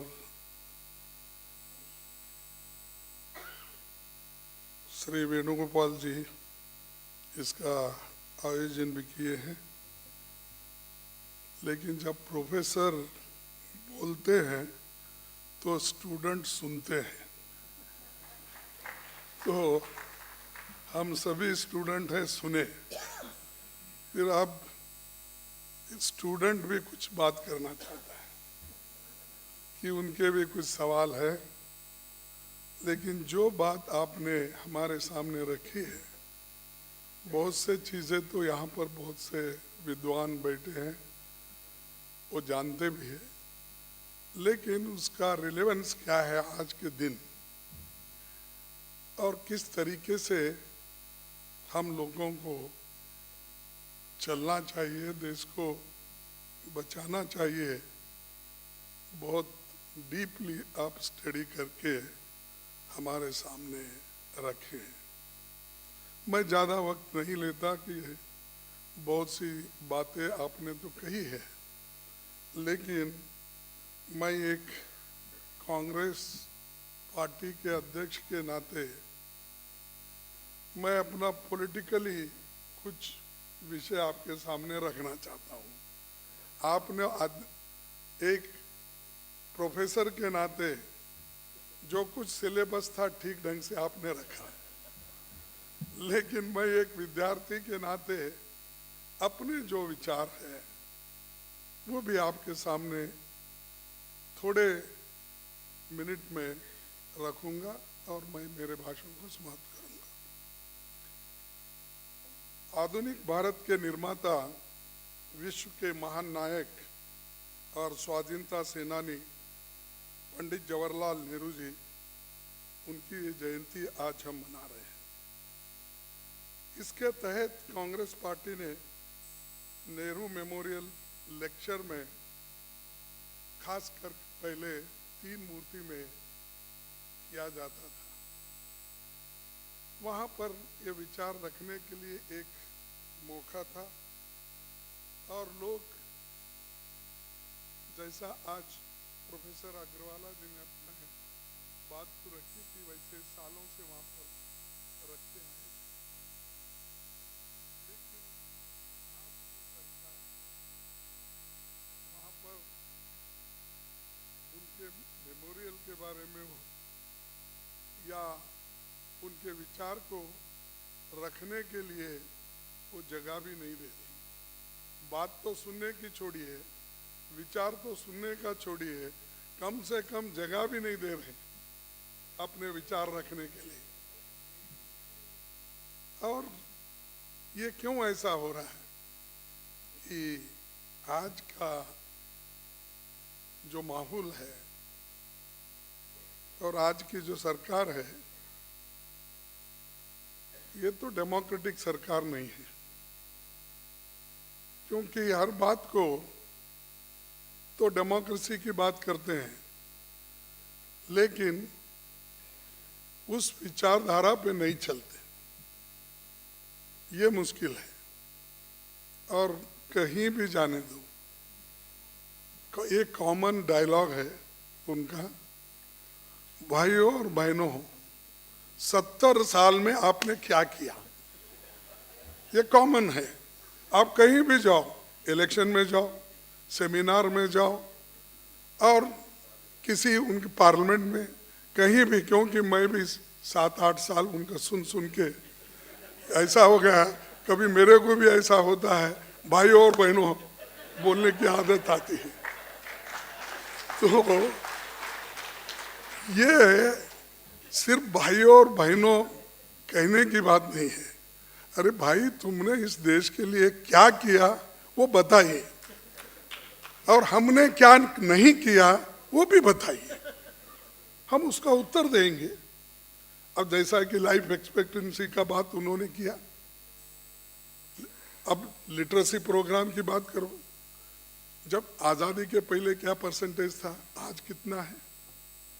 इकोनॉमी की बात करो, पहले कितने डॉक्टर्स थे, आज कितने डॉक्टर्स है, उसकी बात करो। पहले कितने इंजीनियर्स थे, आज कितने इंजीनियर्स से बात करो। पहले कितने इरिगेशन प्रोजेक्ट्स, कितने एकड़ को पानी मिलता था, कितने एकड़ में लोग किसान पानी लेते थे, उसकी बात करो।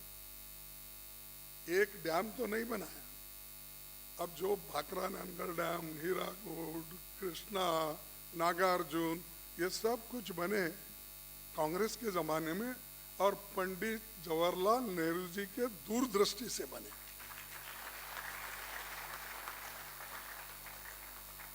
फिर भी आप कहते हो 70 साल में क्या किए? अरे ये तो किया हमने। ये करने के बाद ही आपके पेट को खाना भी मिला, आपके बच्चों को दूध भी मिला और आपके खेत को पानी भी मिला। यही तो हमारा काम है। आपका काम क्या है? डिवाइड एंड रूल, बांटो। इसीलिए तो राहुल गांधी जी देश जोड़ो का यात्रा, ये पदयात्रा जो कर रहे हैं, इसीलिए वो देश तोड़ रहे हैं, हम देश को जोड़ रहे हैं, इसीलिए हम पैदल चल रहे हैं। लेकिन एक अच्छी बात ये भी हो रही है कि बहुत से पढ़े लिखे लोग अब जान रहे हैं, क्योंकि रोज उठते ही वो कांग्रेस को ही गालियां देते हैं। और वो कहीं हैदराबाद में खास करके जब परसों गए थे तो उन्होंने कहा कि मेरे विरोधी पार्टी के नेता लोग, विरोधियों ने इतने ढेर से गालियां देते हैं, कम से कम रोजाना 4 किलो। ये मेरे बात नहीं है, अब उन्हीं की बात है। ढेर सारे 4 किलो रोज गालियां खाता हूं मैं। अरे ये प्रधानमंत्री जी, इस देश के प्रधानमंत्री जी ये कहते हैं कि मैं इतनी गालियां खाता हूं 4 किलो। तो ये नहीं, लेकिन आप जो लोगों में एक भ्रम पैदा कर रहे हो या लोगों को जो दिशाभूल कर रहे हो, उसके बारे में आज लोग जागृत हो गए हैं और लोग खोज रहे हैं, मालूमात कर ले रहे हैं, भाई क्या सच है, कुछ नहीं हुआ क्या हुआ है, डेमोक्रेसी अभी आई, पहले नहीं थी क्या? ये सारी चीज़ों के बारे में लोग अब सोच रहे, नौजवान लोग भी सोच रहे। और खास ये आरएसएस का तो हमेशा यही है कि फिलॉसफी कि सिर्फ धर्म के नाम पर देश को बांटना। खैर बड़े बड़े लोग तो लूटते रहते हैं, उनकी कोई बात नहीं करता, और वो पूरे बैंकों को लूट के तो विदेश में जाके बैठे और रोज हमारी बात करते हैं, तुमने वो किया, तुमने ये किया। अरे भाई बताओ तो सही। मैं पार्लियामेंट में बहुत बार स्टार्ट क्वेश्चंस डालते रहता हूँ, क्योंकि मुझे हमेशा चेयरमैन बुला के कहते हैं कि भाई आपको कभी भी मौका मिलता है आप क्यों क्वेश्चन डालते हैं, आपका भी अनुभव है कि क्यों आप डालते हैं, आपको तो रूटीन कोर्स में उठ के बात कर सकते हो। तो हमको एक ही रास्ता रहता है कि रियलिटी अगर खोजना है तो हम लोग स्टार्ट क्वेश्चन डालते हैं, इंफॉर्मेशन मिल, उसी इंफॉर्मेशन के मुताबिक राज्यों में और सेंट्रल गवर्नमेंट में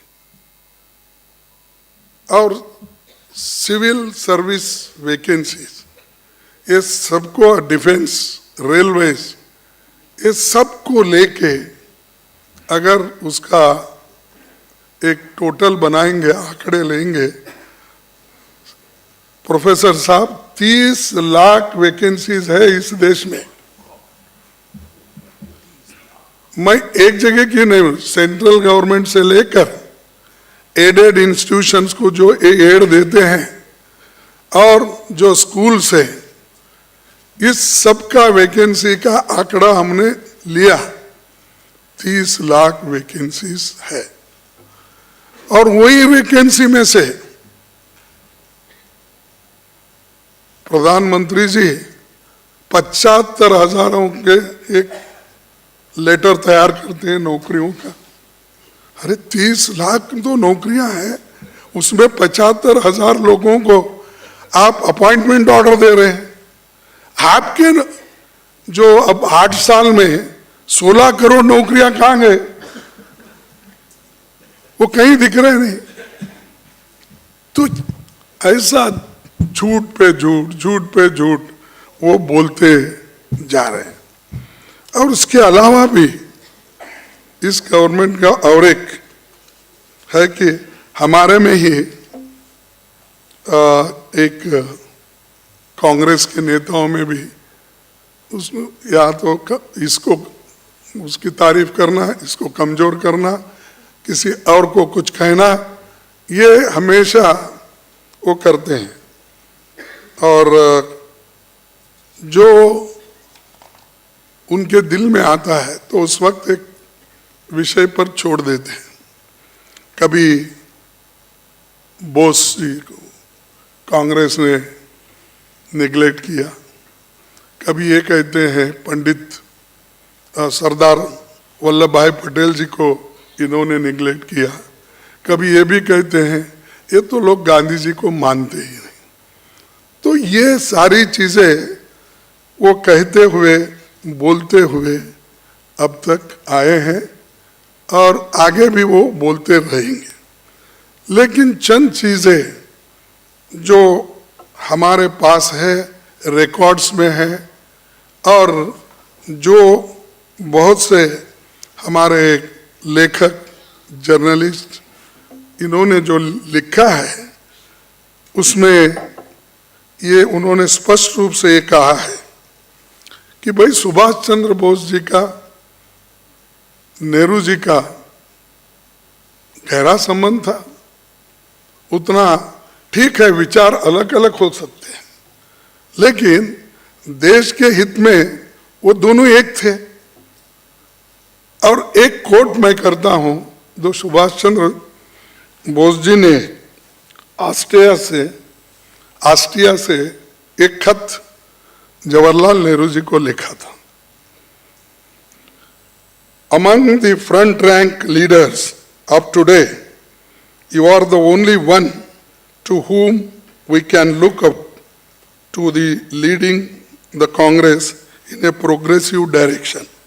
Moreover, your position is unique, and I think even Mahatma Gandhi will be more accommodating towards you than towards anybody else. I earnestly hope you will fully utilize strength of your public position. यानी ऐसा इतनी आत्मीयता थी और उन्होंने ये सलाह दिया कि आपकी सर्विसेज की मेरे जरूरत है। आगे उन्होंने ये भी कहा 1938 में कि जब नेताजी कांग्रेस अध्यक्ष बने और उन्होंने प्लानिंग कमेटी बनाई और नेहरू जी को चिट्ठी लिखकर कहा, you can not imagine how I missed you all these months. इस चिट्ठी में उन्होंने नेहरू जी के प्लानिंग कमेटी का अध्यक्ष बनने का आग्रह किया। I hope you will accept the chairmanship of the national committee.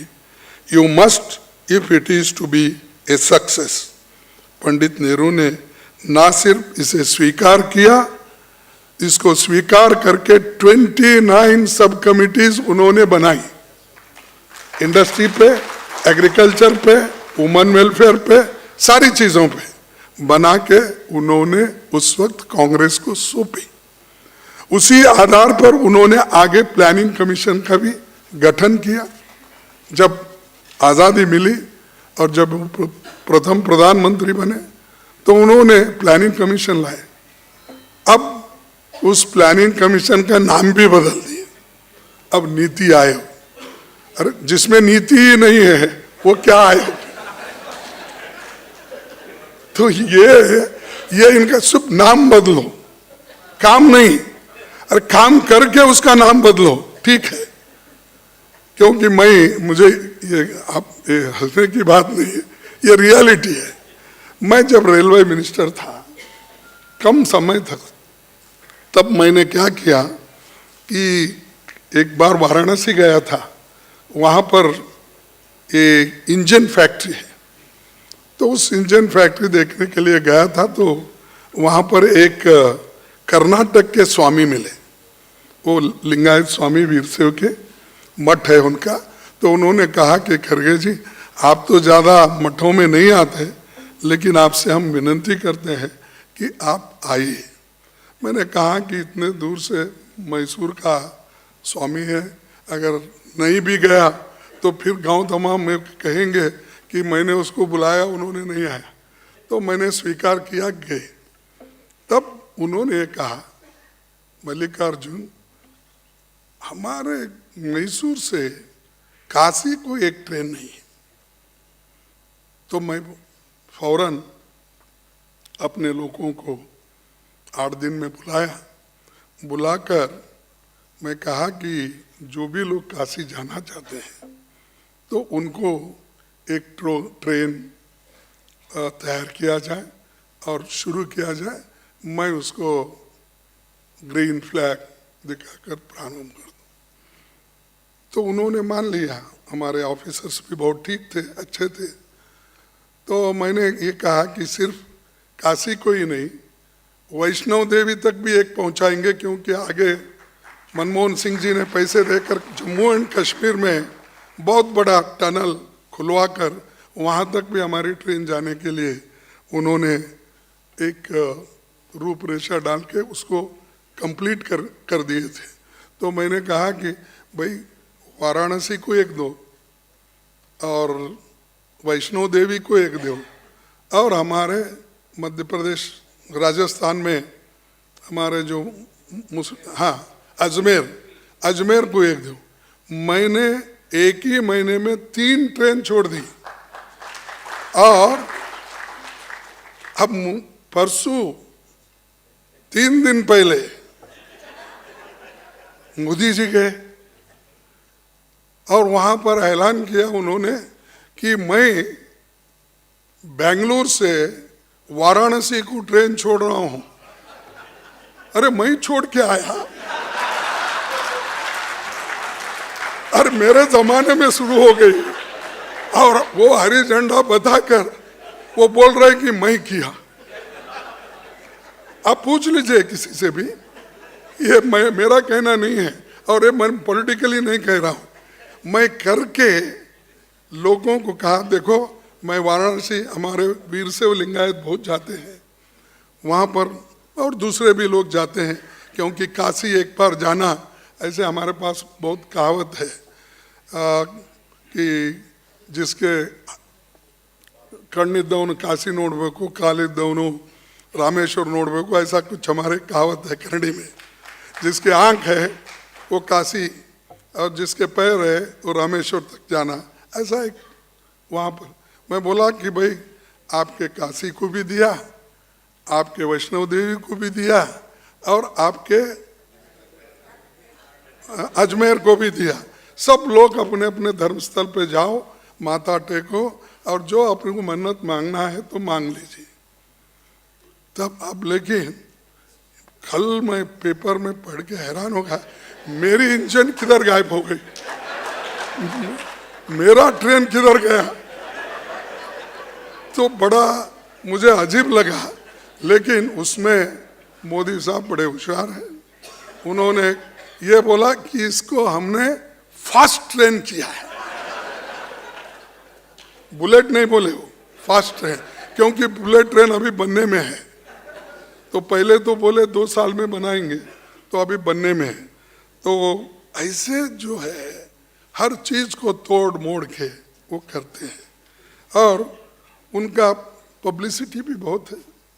TV है, प्रिंट मीडिया है, उनके लोग हैं, प्रचार करते हैं, और इतने झूठ बोलते बोलते जाते हैं, तो उसका कोई हिसाब ही नहीं है। अब ये डेमोक्रेसी की बात करते हैं और ये कहते हैं कि फिर हमको 70 साल में। अरे भाई, आज़ादी से पहले प्रोफेसर साहब 4 लाख किलोमीटर रोड था।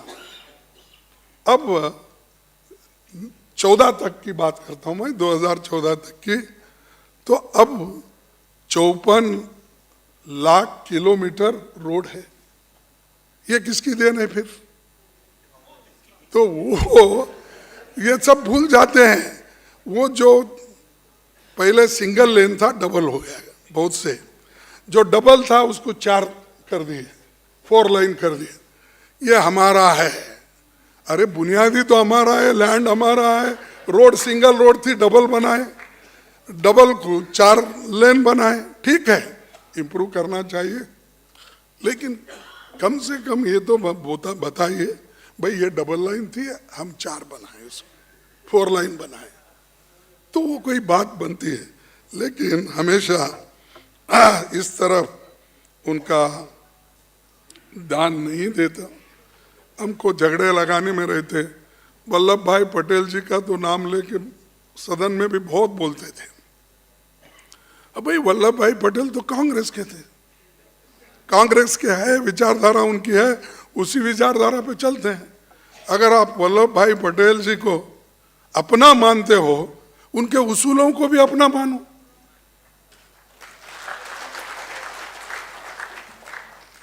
और वल्लभ भाई पटेल जी ने ये कहा कि ये लोग, चंद लोग जो झगड़ा लगाते हैं या इधर से उधर बात बोलते हैं, इसमें बहुत से लोगों को मिसअंडरस्टैंडिंग होती है। तो इसलिए उन्होंने ये कहा था 14 अक्टूबर 1949 को सरदार पटेल जी ने नेहरू जी के जन्मदिन पर लिखे बधाई पत्र में कहा था, उसमें होगा शायद, कुछ स्वार्थ प्रेरित लोगों ने हमारे विषय में भ्रांतियां फैलाने की कोशिश की है और कुछ भोले व्यक्ति उन पर विश्वास भी कर लेते हैं, लेकिन वास्तव में हम लोग आजीवन सहकारियों और बंधुओं की भांति साथ साथ काम करते रहे हैं।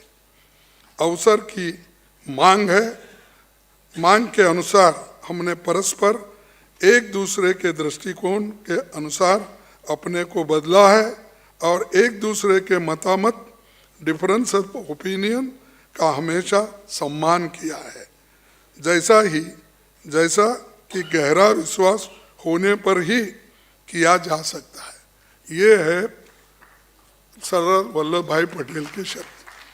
अब बताइए, ये लोग बोलते हैं सरदार वल्लभ भाई पटेल को कांग्रेस ने निगलेक्ट किया, नेहरू जी ने वैसा किया, फलाने ने निगलेक्ट किया। तो ये हमको बताना है। इसीलिए तो प्रोफेसर साहब ने कहा विचार, आचार और प्रचार, ये तीनों रहना चाहिए। आपके विचार भी होना चाहिए, अब विचार का आप भी अनुष्ठान करना चाहिए, फिर उसका प्रचार भी होना चाहिए।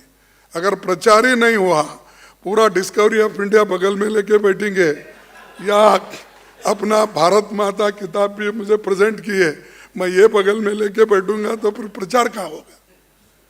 हम बाहर आना चाहिए, कहना चाहिए, सच को सच कहना चाहिए, चाहे कितने भी मुश्किलात हो। अगर हम नहीं करेंगे तो आगे के पीढ़ी को आप नहीं बदल सकते,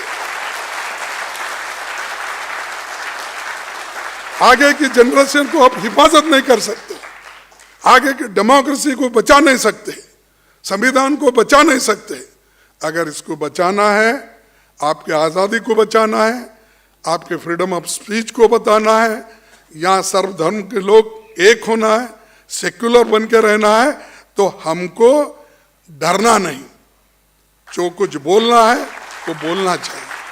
अगर नहीं बोलेंगे, मुझे बोले तो क्या होता कि मेरे को कहे तो क्या, अरे क्या होने का होता है अगर आपका विश्वास उन उसूलों पे है तो इसीलिए मैं और ज़्यादा वक्त नहीं लेना चाहता, क्योंकि ये जो देश आज़ाद पंडित जवाहरलाल नेहरू जी, महात्मा गांधी जी और हमारे अबू कलाम साहब और सारे सरदार पटेल जी, सभी ने कोशिश की अपने अपने ढंग से।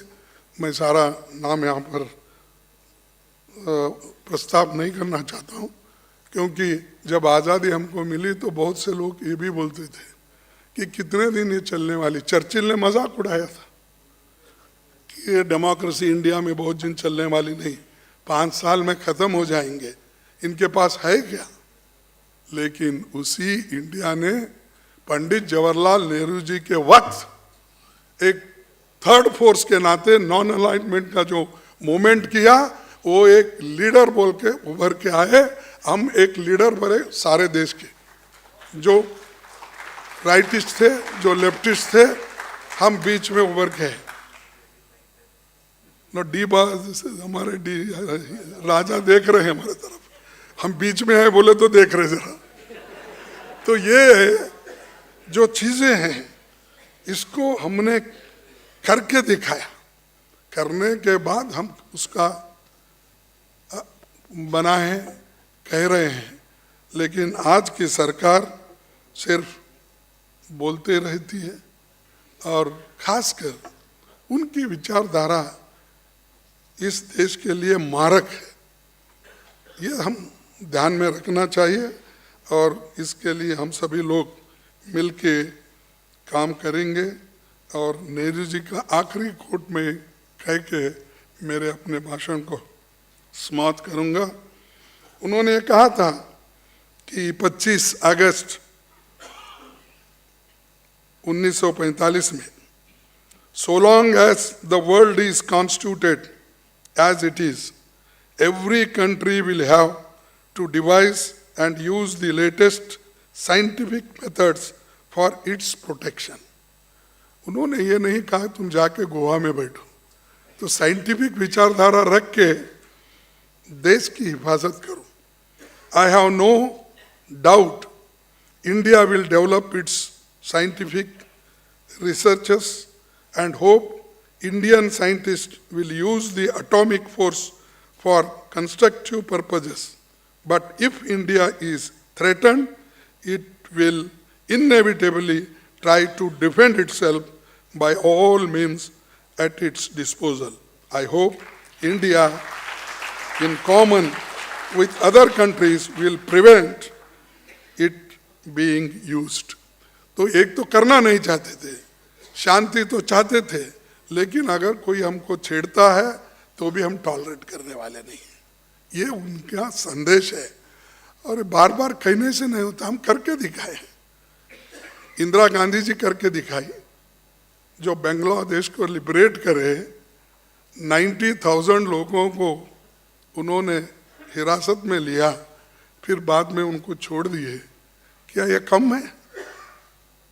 तो ऐसी बहुत सी बातें हैं जो कांग्रेस पार्टी ने की है, पंडित जवाहरलाल नेहरू जी ने की है, और बहुत से उदाहरण मैं दे सकता हूं, लेकिन प्रोफेसर जी के बातों में तो बहुत से चीज़ें आई हैं, तो मैं आपका ज़्यादा वक्त न लेते हुए इतना ही कहूँगा कि पंडित जवाहरलाल नेहरू जी के विचार को हमको जिंदा रखना है, उसका प्रचार करना है और हमारे नए पीढ़ी को ये बताना है कि पंडित जवाहरलाल नेहरू जी की वजह से आज हमारा देश ये IIT हो या इतने जो भी डेवलपमेंट हो गए हैं, या कभी मोदी साहब बाहर जाते हैं, बहुत से इंजीनियरिंग और हमारे डॉक्टर बच्चे वहाँ जाकर कहाँ से लाते मालूम नहीं, मोदी मोदी मोदी बोल के तालियां बजाते। और मैं कभी नहीं देखा, नहीं सुना मेरे 56 इयर्स के पॉलिटिकल जीवन में कि एक देश का प्रधानमंत्री दूसरे देश में जाके अब की बार ट्रंप सरकार, आप सुने कभी? अरे हमारा देश का प्रधानमंत्री दूसरे देश में इलेक्शन जाके प्रचार करते। हाँ, तो इस बार तो वो बच्चे कौन है? अरे वो बच्चे तो पढ़ लिखे, हमारे जमाने में हमारे प्रोडक्ट है। तुम्हारा तो अभी मेडिकल कॉलेज चल रहा है, वो डॉक्टर हमारे हैं, इंजीनियर हमारे हैं, और ये सब हम तैयार करें सो लोगों को, उनका जो आज दिमाग खराब कर रहे हो, ये बहुत दिन चलने वाला नहीं है, एक ना एक दिन बाहर आएगा, उसके लिए हम लड़ते रहेंगे, लड़कर जीतेंगे, ये मुझे विश्वास है। बस ये बात कहते हुए मेरे 4 शब्दों को समाप्त करता हूँ। जय Hind.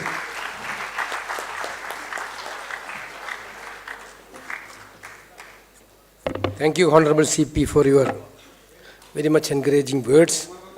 Now I am requesting, our function is going to be an end, requesting Congress President to present a memento to Purushottam Agarwal ji.